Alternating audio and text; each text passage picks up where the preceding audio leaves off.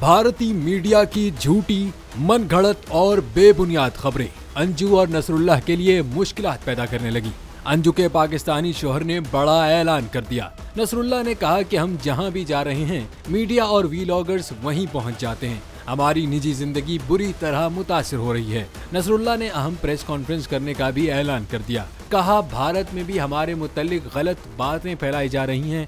जल्द ही अहम press conference करके सारी बातें क्लियर करूंगा और सबके सवालात के जवाब दूंगा। ख्याल रहे कि अंजू और नसरुल्लाह की पुरफिजा मकाम पर सैर सपाटों की वीडियोस वायरल हुई तो मीडिया में तूफान बरपा हो गया। भारतीय खातून अंजू और पाकिस्तानी नौजवान नसरुल्लाह की दोस्ती 2019 में फेसबुक पर हुई थी, जबकि अंजू के वीजा की मियाद 20 अगस्त को खत्म हो रही है।